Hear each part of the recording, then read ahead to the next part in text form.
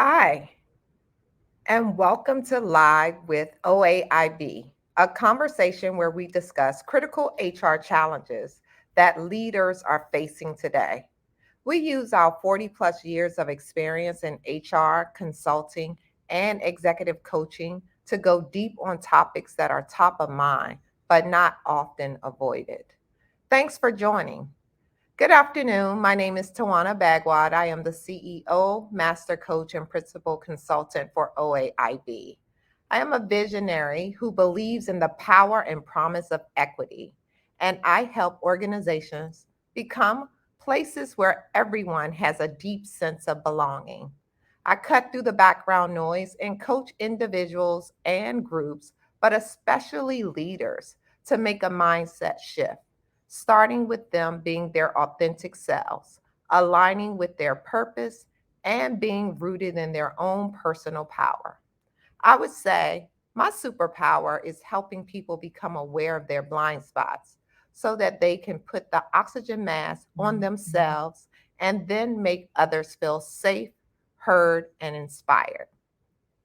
If you haven't noticed, I am flying solo on this one as I look to shed light on the current state of DEI, the long term impact of dismantling the progress some have made over the last 3 years, and what it will take to keep it going if we are going to make this world a better place to thrive.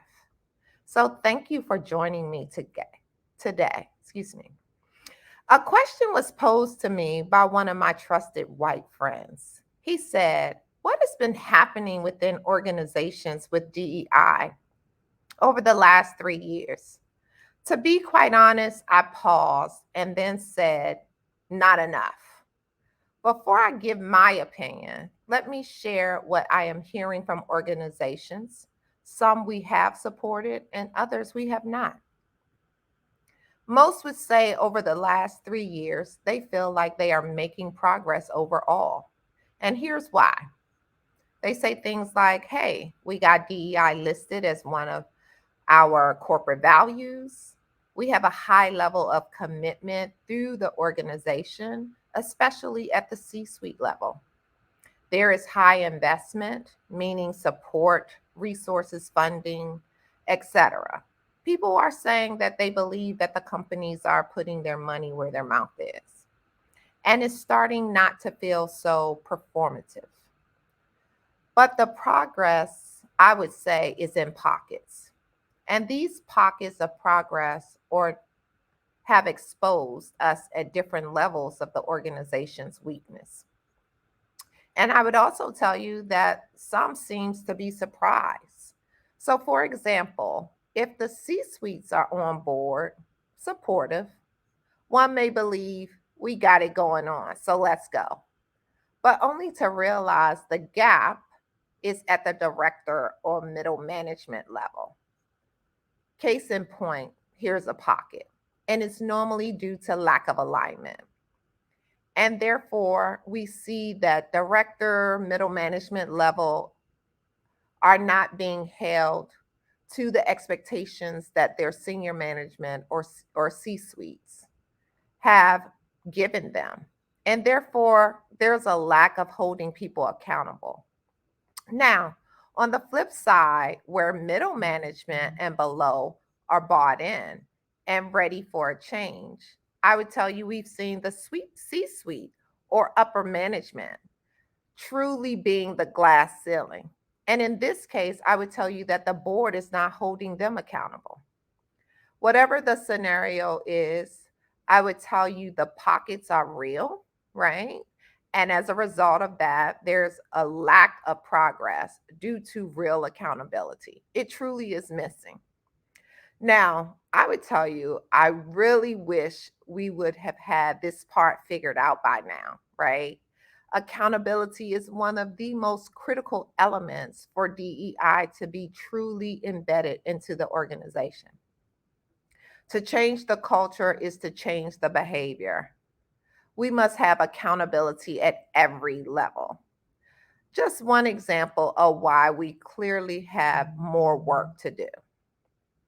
Now, I would say at one point, diversity, equity, and inclusion were buzzwords that everyone was trying on some level to figure out what it meant individually and collectively.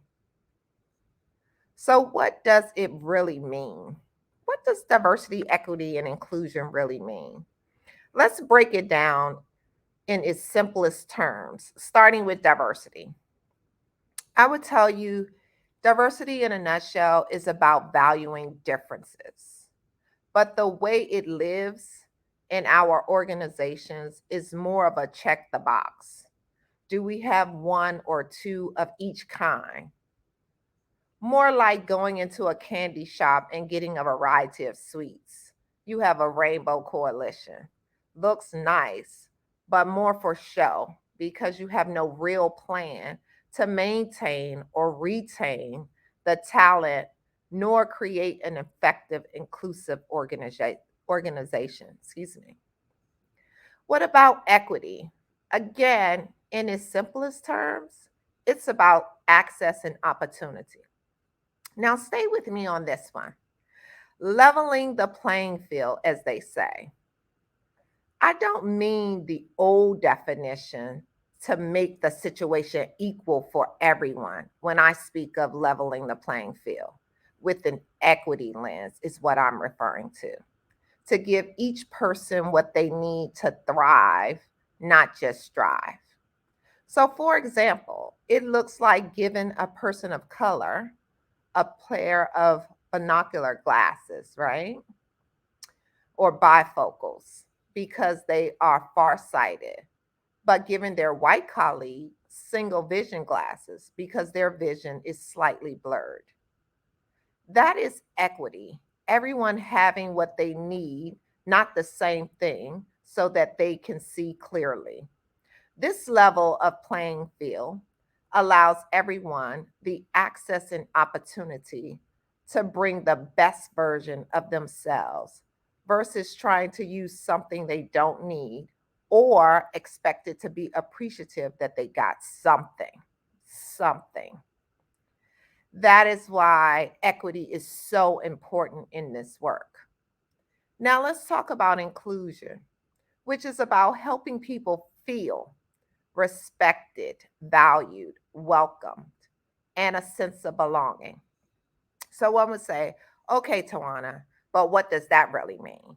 And I would say the essence of inclusion is about creating an environment where people's differences come to life in a way that they are thriving. So, leading with inclusion to me is the foundation that gets us to equity, that will have us to value diversity at its core.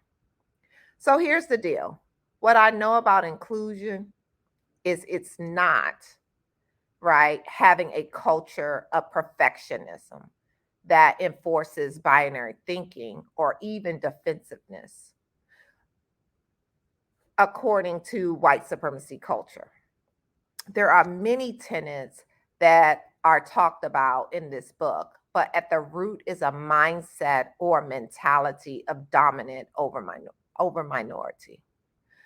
Organization leaders must focus on creating a culture, which I would say environment of inclusion, which is the essence of sustained business performance.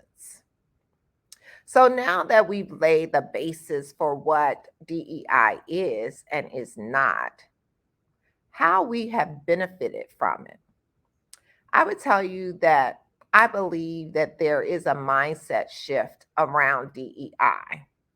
And there's lots of questions about, is it a business imperative or distraction? Questions have come up like, is this if the efforts are worth it? It's hard, it's distracting, it's creating more bad than good. I would ask you to reframe, reconsider, rethink, recalibrate your line of questioning. Diversity is what makes us better, stronger, allows us to see possibility, embrace change. And one would say, why? And I would say because it strengthens us, right? It helps us to move beyond our comfort zone. And to be quite honest, if we do this, we are the beneficiary because the unknown is what ushers in the new, the different. And this is how culture of excellence is born. So, to be clear, as a result of these questions and the amount of effort and resources it requires, some have started to dismantle DEI programs. And while I understand some of the challenges that people are having, I'm seeing where people are being threatened to have their funding taken back. I'm seeing leaders get terminated in this space. I'm seeing DEI roll up under HR, and not that I personally think that that's wrong. The missing, though, is without the proper transfer of knowledge or skills or capability, then I would say that that's a misstep and a risk. Not to mention the attack on higher education from politicians in multiple states working under the Woke Act. And I'll leave that right there. The threat is imminent. And if your roots are shallow, they can easily be uprooted.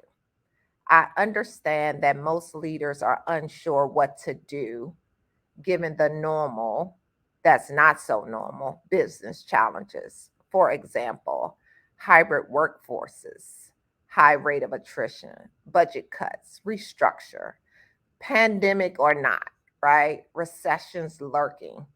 DEI becomes just one more thing that you have to manage and take into consideration.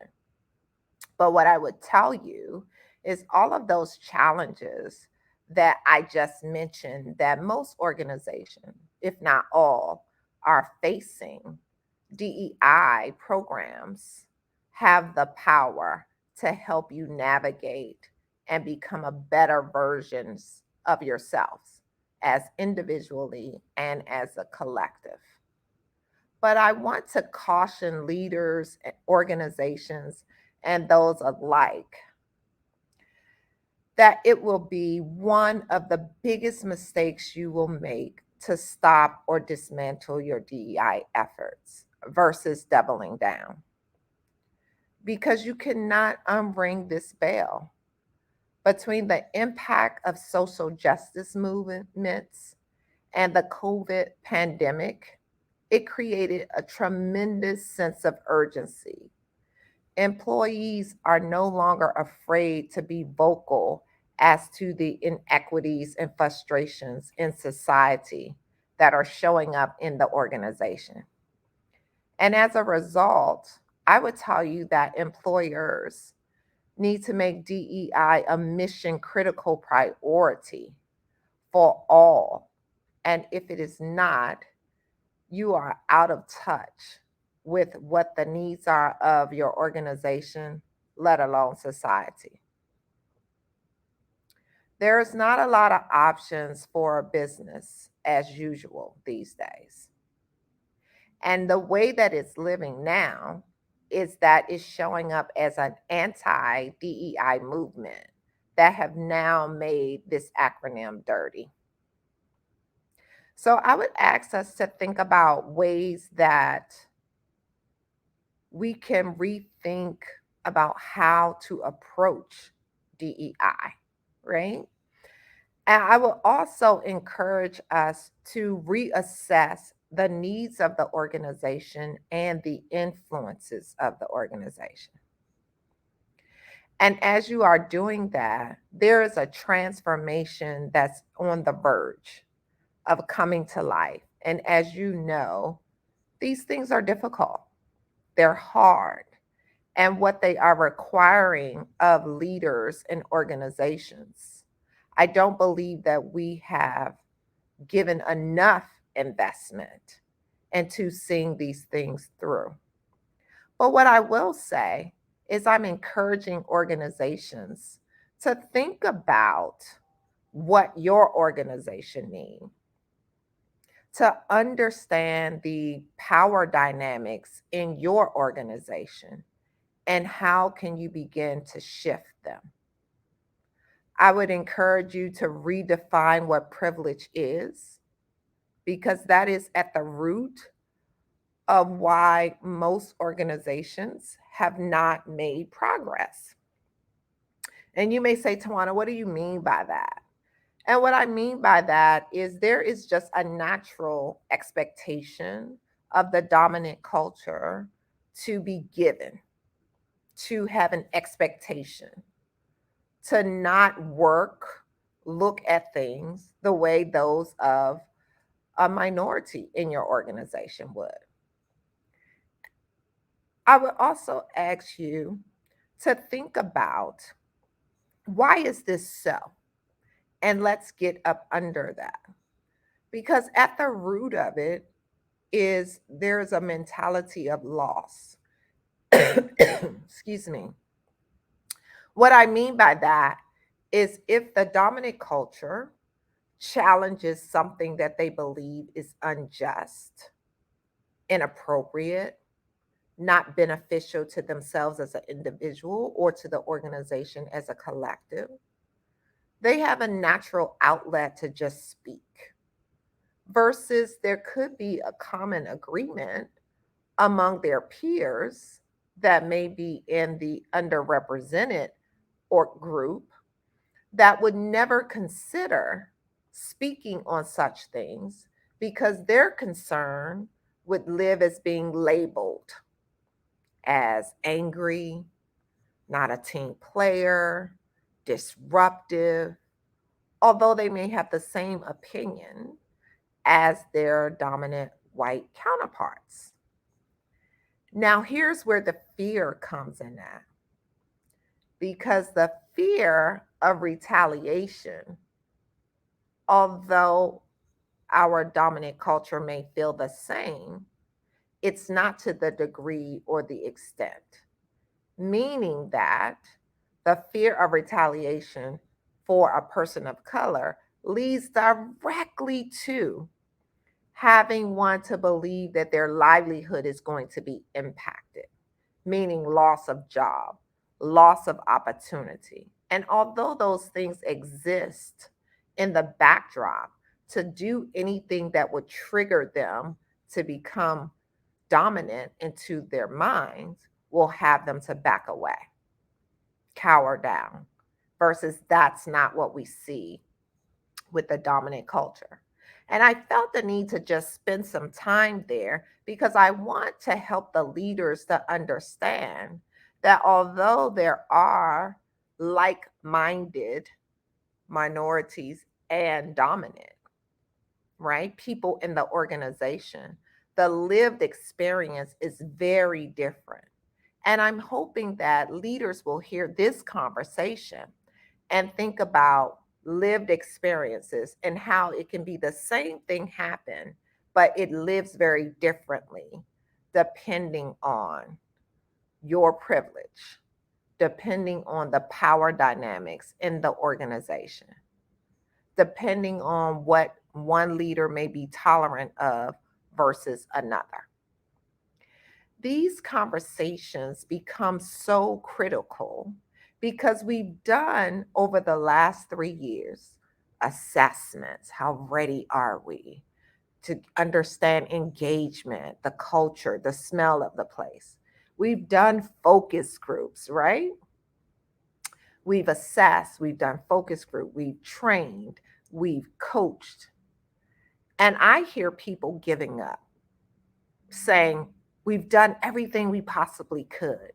This is not going to change. And I would beg to differ. We actually have to continue to do those things and do them at a more intentional level. So, what do you mean by that, Tawana, when you say intentional level?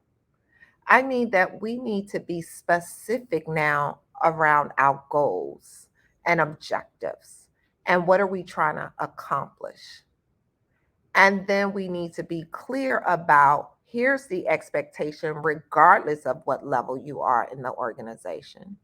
Here is what we're trying to accomplish, which is creating an inclusive organization where differences are valued and that there is no guilt about giving one person single vision glasses, if we stay with the example I gave earlier, and another person bifocal, and not feeling guilty that you gave one a better set of glasses than the other versus giving both what they need to thrive. I am hearing this conversation quite a bit, and I'm also seeing leaders back down because they are concerned on many levels. So let me just put it out there for us. White people's biggest fear in this work is being called a racist. There, I said it, and no one exploded or blew up by it, right? The other is concerns around misstepping, that I had all the good intentions, but I said this thing wrong and it was taken this way, and now I'm labeled or I can't recover from it.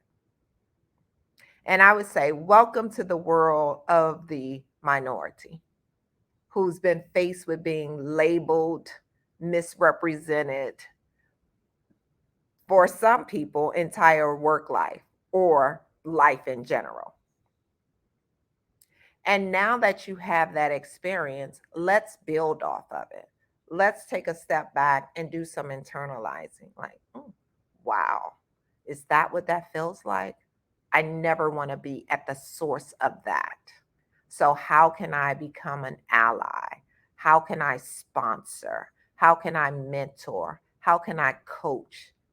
Right? And be okay with being vulnerable when your blind spots get exposed, and asking the question, how can I do that differently going forward? Because the likelihood that we all are going to misstep is real. And by the way, all of us have biases. As a matter of fact, we know that there's many, but we've named or been able to name about 150. It's not about the misstepping. That's what makes you human. It truly is about what do you do after you become aware.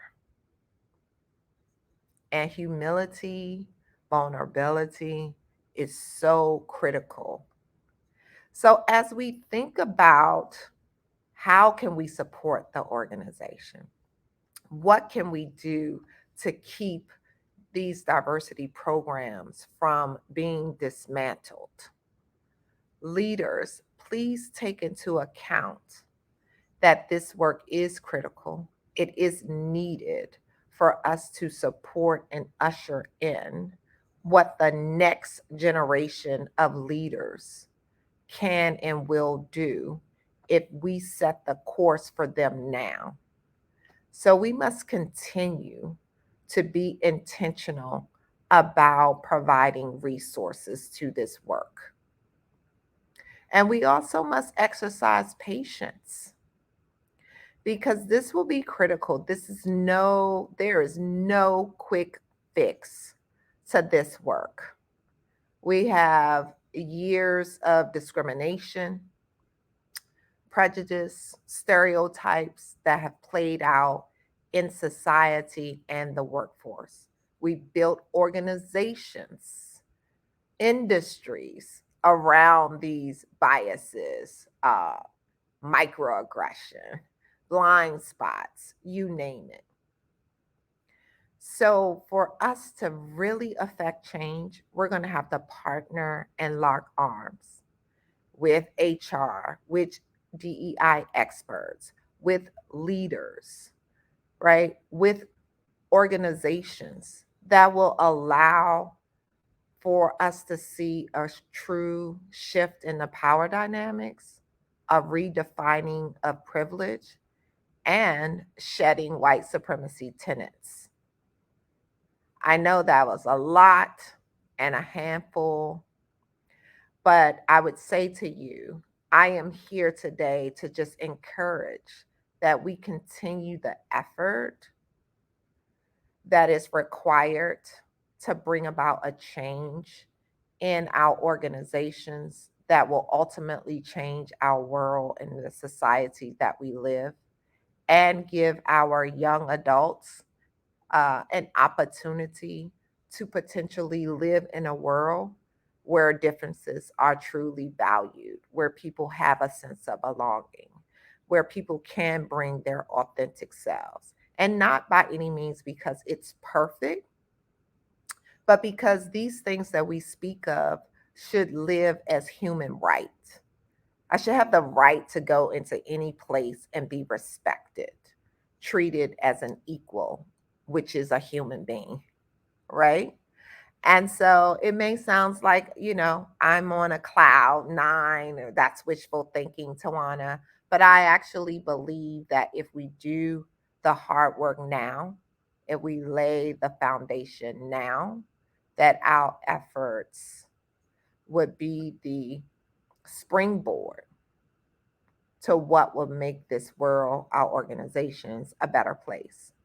So I would recommend, as next steps for leaders to take, is to really take a step back and look at your DEI program. And I would encourage it to be from a critical eye, but not from a critical eye that is trying to build a case from your mind already being made up that this work is too hard, right?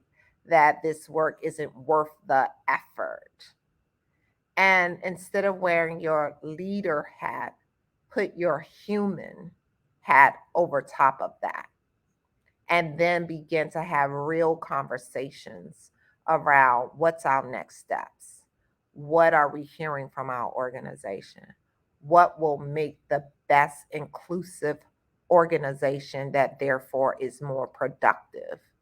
And what systems do we need to blow up, change, dismantle, so that we can set ourselves up for the best opportunity to have all be represented in our organization? I know I said a lot. Um, I'm missing my co partner, Latanya, but I'm flying solo today because there was just a few things that I wanted to get off of my chest and share. I look forward to any comments or questions that comes through as a result of me sharing. I would love, love, love the opportunity to engage you all and how we go about supporting each other. Because this work is about a journey, it's a marathon, it's not a sprint. And yes, we will get it right most times, but when we get it wrong, understand that there is room for recovery. So, thanks for listening. For more information about our services, visit our website at oaib.org. You may also scan the QR code, QR code on your screen to go to our site. Leave a comment below, letting us know your biggest takeaway from today and what other topics you want to hear about. We will be here every first and third Tuesday of the month. On the first Tuesday, when you stay to the end, you will receive a code to receive SHRM professional development credits. So until then, I look forward to hearing your comments. Stay well and do whatever you can to make a difference in someone else's life. Take care. Bye.